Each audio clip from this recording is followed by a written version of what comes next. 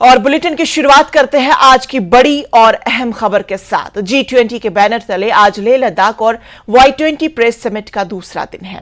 पहले रोज मोदोभीन को कई तारीखी मकामात की सैर कराई गई थी। सिंधु संस्कृति केंद्र में आज ये इजलास हो रहा है। लद्दाख के लेफ्टिनेंट गवर्नर BD मिश्रा भी इस सेशन का इफ्तिताह किया। इस इजलास में 30 से ज्यादा ममालिक के 100 से ज्यादा डेलीगेट्स ने हिस्सा लिया। हिल काउंसिल लेक के chairman advocate Tashi Gyalson, member parliament Ladakh Jamyang Tsering Namgyal, LG के मुशीर और दीगर आला अफसरान भी इफ्तिदाई सेशन पर मौजूद रहे। लेफ्टिनेंट गवर्नर BD मिश्रा ने लद्दाख में होने वाले तरक्याती कामों का जिक्र किया।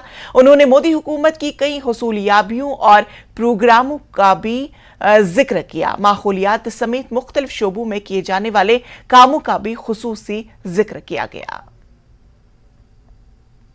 Our youth, they are intelligent, they are committed, they are focused, and they know their way ahead.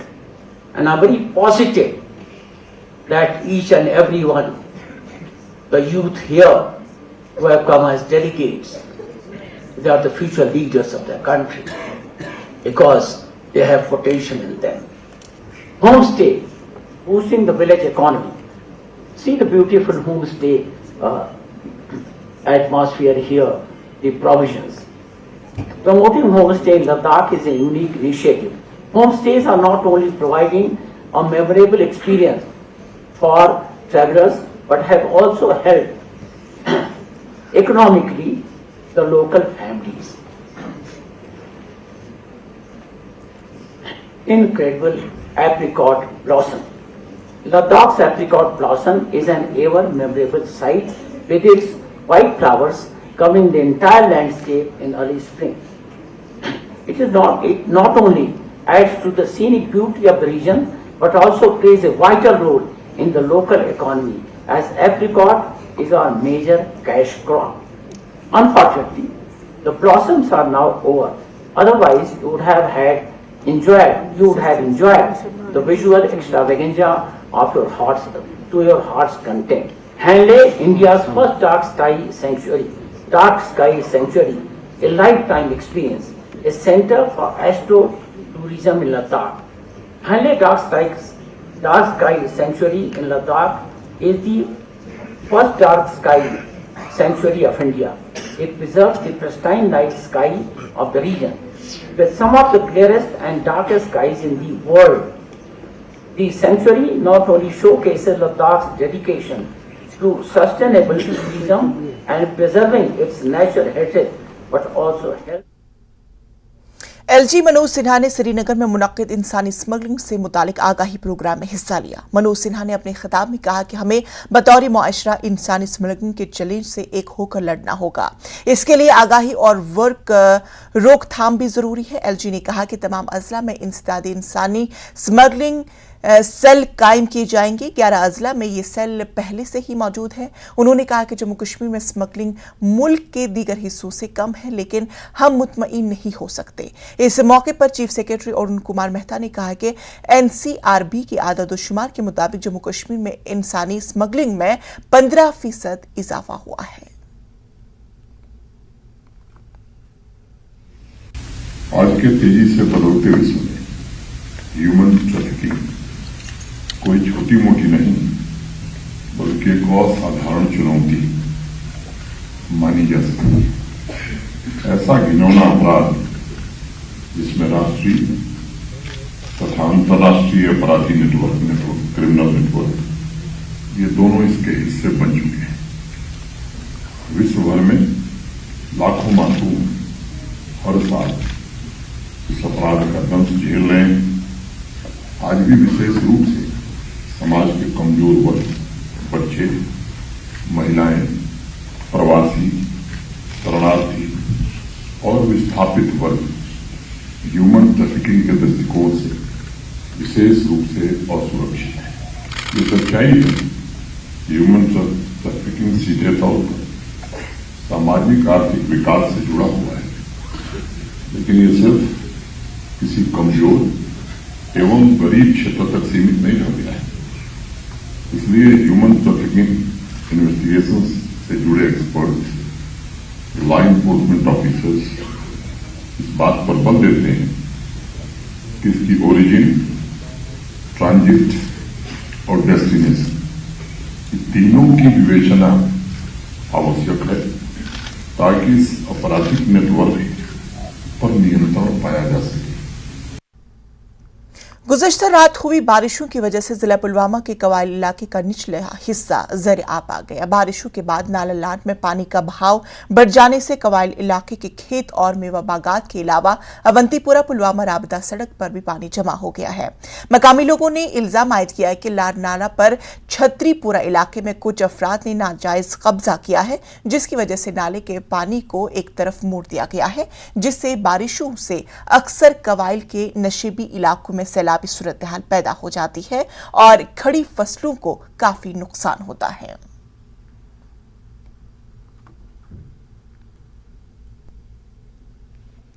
से हर बार गुजारिश की कि ये नदी जो है ये दो हिस्सों में बहती थी। एक हिस्सा जो है वहां पे नाजायज कब्जा किया गया है, उस नदी में थोड़ा सा भी पानी नहीं आ रहा है। ये एक ही साइड में सारा पानी चला गया है, जिसकी वजह से यहाँ पे लोगों को बहुत ही दिक्कतों का सामना करना पड़ता है। आप खुद भी देख सकते हो, ये ज़मींदार काश्तकार जो है इनका जो सरसों था पूरा तबाह हो चुका है। जबकि यहाँ के डीसी साहिबान से हमने हर बार गुजारिश की थी, मगर कोई इस पे कोई इकदाम नहीं कर रहा है। अगर छतरपुरी मसला हल गए बहुत दपान यह अके साइड तिहद यो साइड गन ना बहुत दपान खुदारा मेहरबानी कर इंसाफ तो दी तो नजर नसब आब अगर होकुन रोजे नसब रोजे योकुन तुम पाने वुचान वनस वो दियो नजर क्या गुमुत सानिस जमीनस मे एग्रीकल्चर वालों फल दितमुत तुम वो अत कुछ हाल गुमुत तुम वो नमन मकान बार वो तुम बह मा गलत वनान दियो नजर यह गई गवर्नमेंट सड़क गवर्नमेंट चीज खतर शर्म की बात कोयुल करान गवर्नमेंटस गुजारिश ये करो मेहरबानी का इंसाफा करो ये दितो बंड बंड दिवान तत जरूरत फजूल काम करान काल कम सुबह कुने सान गुजारिश वुचता दिता पान ये नजर ये वुचतन ये कुछ हाल गोमुत अगर वो गामस में बेमार पे कह पे ये सड़क चटित तमाम चटित सोरे कौन नोश कोश रात वाड़ी चमन बनोमुत नोश कुछ वस हाक बर्ग नोश कुछ।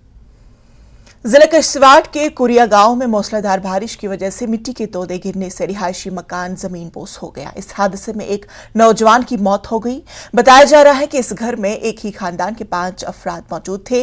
फंसे हुए 4 लोगों को मकामी लोगों ने बचा लिया गया, जबकि 19 साला मोहम्मद अरशद की मौत हो गई। हादसे में 2 गांव शड भी मुकम्मल तौर पर तबाह हो गए। नायब तहसीलदार मुगल मैदान ने मौके का दौरा किया और जिला इंतजामिया किश्तवाड़ को रिपोर्ट भी पेश की। डीपीएपी के लीडर गुलाम मोहम्मद सरूरी ने जिला इंतजामिया किश्तवाड़ से इस गांव के तमाम स्लाइड जोन इलाके को किसी और जगह मुंतकिल करने की अपील की, ताकि दोबारा कोई बड़ा हादसा रोनुमा न हो। जैसे ही तो हमारे पटवारी साहब को भी इतला हुई थी तो हम दोनों इकट्ठे आए हैं यहाँ पे, तो हमने मौका किया जहाँ से पहाड़ी टूटी हुई है हम वहाँ भी गए और 2 काऊ शेड थे वो भी नुकसान हुए हैं। और इसमें जो ये मकान है जो ये लड़के है मोहम्मद इकबाल, इनका जो बेटा था नौजवान बेटा है बेचारा रात को सोया हुआ था, अरशद जिसका नाम है, 19 साल इसकी एज थी। बड़े दुख की बात है, बेचारा सोए हुए इसकी जो है वफात हो गई है। तो हमने अपने जो हायर अफसर हैं उन तक ये बात पहुंचाई हुई है। हमारे हायर ऑफिसर्स भी यहाँ पे आ रहे हैं, वो भी जायज़ा लेने आ रहे हैं। तो जो डिस्ट्रिक्ट इंतजामिया से हमसे जो हो पाएगा हम रिलीफ केस भी इसका बना रहे हैं साथ ही साथ में आज। बड़े अफसोस की बात है कि ये वाक़ा इससे कबल भी गवर्नमेंट को इतला दी गई थी कि ये पहाड़ी जो ऊपर से टूटने वाली है, हमारे गवर्नमेंट ने इसका कोई सदभाव नहीं किया। अगर ये रास्ता न बना होता तो फिर ये गाँव सारा इस वक्त तबाह बर्बाद होना था। मेरी गवर्नमेंट से इल्तिजा है, ये जो बेचारा इतना गरीब था, इसका टोटल मकान ये PNAY में बना था, 1 किस्त मिली थी, ये सारा तबाह बर्बाद हो चुका। 3 मकान तबाह बर्बाद हो चुके हैं। बहुत गरीब है, इसके पास इसके अलावा कोई जमीन वगैरह बिल्कुल जायदाद कुछ भी नहीं है।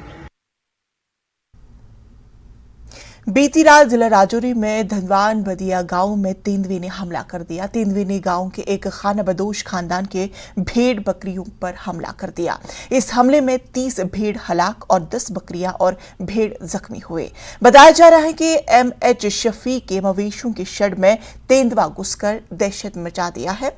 मकामी लोगों ने इंतजामिया से मुतासरा खानदान को जरूरी इमदाद फराहम करने की अपील की।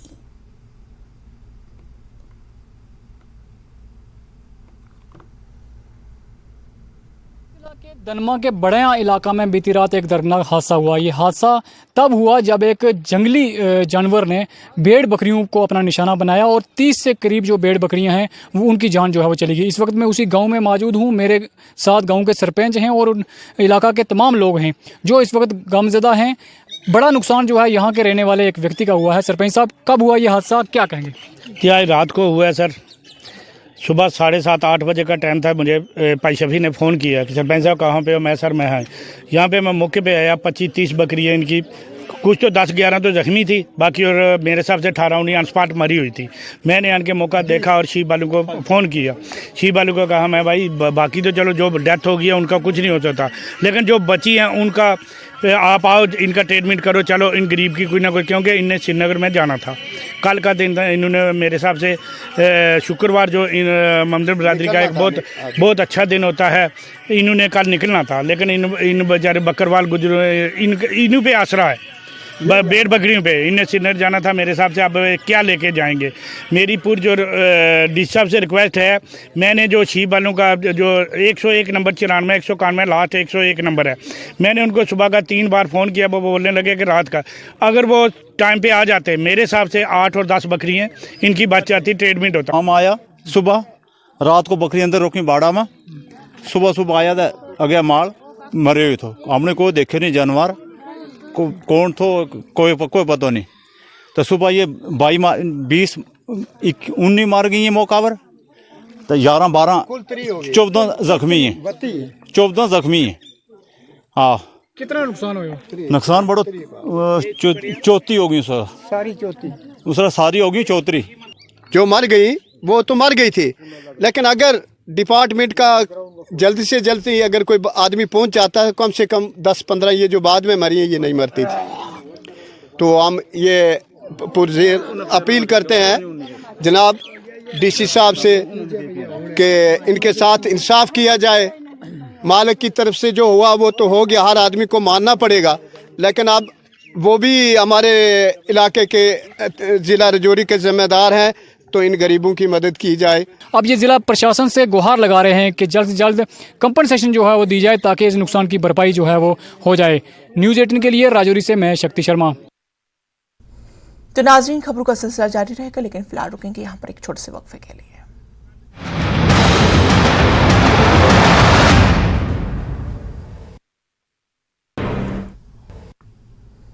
ब्रेक के बाद फिर से आप सबका इस्तकबाल करते हैं और अगली खबर का रुख करते हैं। बुध को फौज ने पुंछ जिले के मेंढर सब डिवीजन के कस्बे में यौम शहदा मनाया। ये दिवस फौज और सिविल सोसाइटी की जानिब से उन 6 मकामी शहरियों की याद में मनाया जाता है जिन्होंने 1965 में पाकिस्तान के साथ जंग के दौरान हिंदुस्तानी फौज की मदद की थी, जिसके दौरान ये शहरी शहीद हुए थे।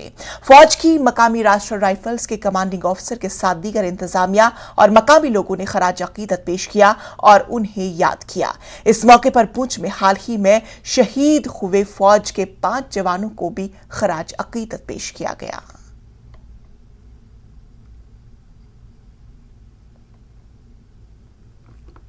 मोहम्मद रमज़ान जो यहाँ पे शहीदी दिवस बनाया, जो यहाँ पे शहीदी दिवस बनाया, इसमें ग्रैंड फादर जो फर्स्ट नंबर में ग्रैंड फादर का नाम है।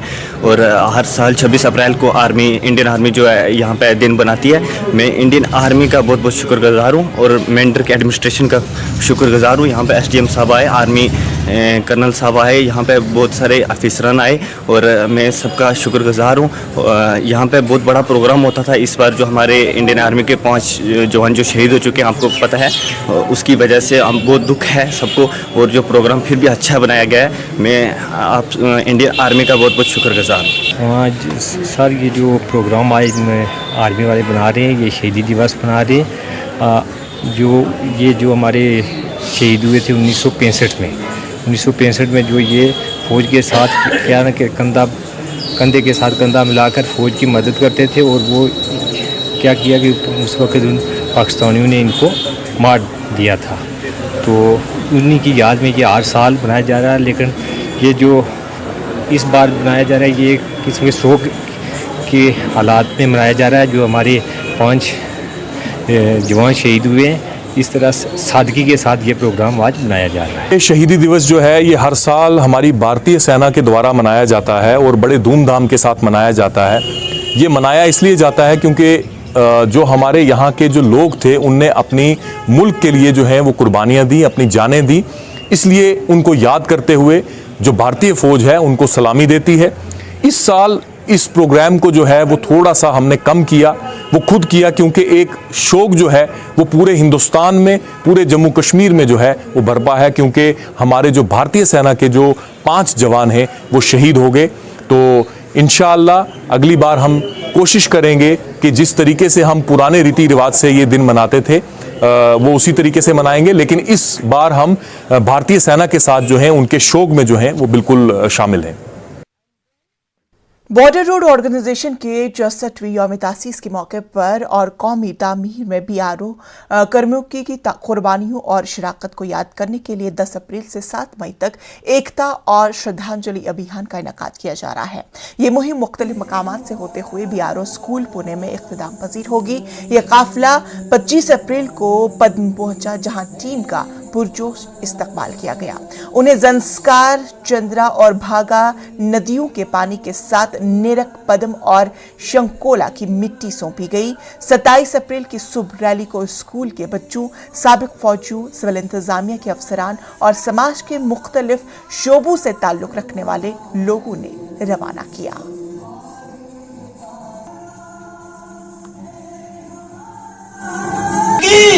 ये थार रैली जो आयोजित की गई है, ये की गई है एकता और श्रद्धांजलि के अभियान के तौर पर। अब मैं एक एक करके आपको बताता हूँ कि एकता का क्या मतलब है, श्रद्धांजलि क्यों। एकता इसलिए क्योंकि BRO पूरे वेस्ट, नॉर्थ और ईस्ट में फैला हुआ है और हम काफ़ी दुर्गम जगह पे, दुर्गम इलाकों में काम करते हैं। तो इन सभी को एक साथ जोड़ने के लिए और BRO की एकता और संगठित इकाई को देखने के लिए हमने इस एकता अभियान का आयोजन किया है। और जहाँ तक श्रद्धांजलि की बात है, हमारे लोग दुर्गम इलाकों में काम करते वक्त काफ़ी लोगों ने अपने जीवन को निछावर किया है, जिसमें BRO के कार्यकर्ता और लोकल लोग जो हमारे साथ मजदूर के तौर पे काम करते हैं, उन्होंने भी अपने जीवन को निर्वासन किया है। इसी को दिखाते हुए, उनको श्रद्धांजलि देते हुए और पूरे BRO को एकजुट और एकता में जोड़ने के लिए हमने एकता और श्रद्धांजलि अभियान का आयोजन किया है। इस वक्त हम लोग पदम इलाके में खड़े हैं 13 BRTF में, और यहाँ से हम सीधा मनाली की तरफ आज कूच करेंगे। धन्यवाद।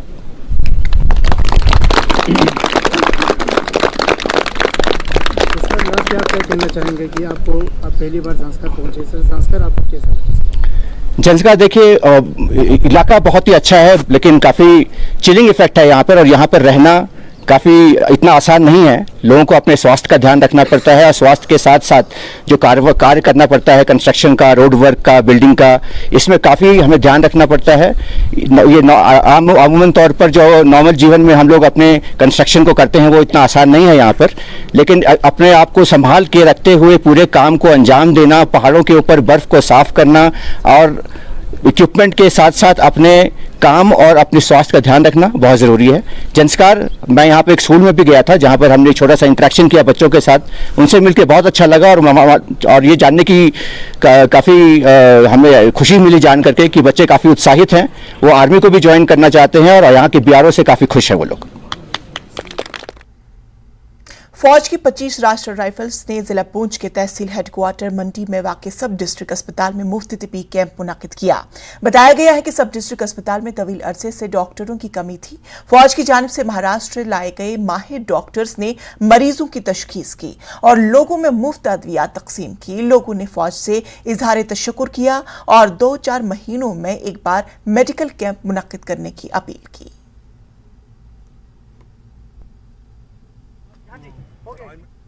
इनका ये जो आर्मी की तरफ से कैंप लगाया गया, इसकी बहुत अहम ज़रूरत थी, और हम फौज का शुक्रिया अदा करते हैं। हमारे 25 RR के CO साहब हैं और ख़ासकर कमांडर साहब जो हमारे हैं उनका शुक्रिया अदा करते हैं कि उन्होंने यहाँ डॉक्टर मंगाए हैं और चेकअप कर रहे हैं। सैकड़ों की तादाद में यहाँ जो लोग आए हैं अपना चेकअप कराने के लिए, और साथ साथ जो है दवाई भी मुफ्त दी जाती है। और डॉक्टर बड़े अच्छे हाई लेवल के डॉक्टर हैं ये जो यहाँ पे आए हैं चेकअप कराने के लिए, हमने देखा है। सब डिस्ट्रिक्ट हॉस्पिटल में इंडियन आर्मी की जानिब से फ्री मेडिकल कैंप लगाया गया है। इसके लिए मैं मंडी सरपंच होने के नाते इंडियन आर्मी का खासकर 25 RR के कमांडिंग ऑफिसर का शुक्रिया अदा करता हूं। मैं चाहता हूं ये कैंप साल में 3-4 बार लगाया जाए ताकि यहां की गरीब आवाम को फ़ायदा हो सके। आज देखने को मिला है कि पूरे तहसील के लोग सब डिस्ट्रिक्ट हॉस्पिटल में जमा हैं, चेकअप करवा रहे हैं, फ्री दवाइयाँ उनको मिल रही हैं। इसके लिए मैं खुसूसी तौर पर इंडियन आर्मी के 25 RR के कमांडिंग ऑफिसर को मुबारकबाद पेश करता हूँ। तो नाजरीन, प्राइम नून @1 में फिलहाल इतना ही। मुझे दीजिए इजाजत, लेकिन मजीद खबरों के लिए आप बने रहिए JKLH के साथ। आदाब।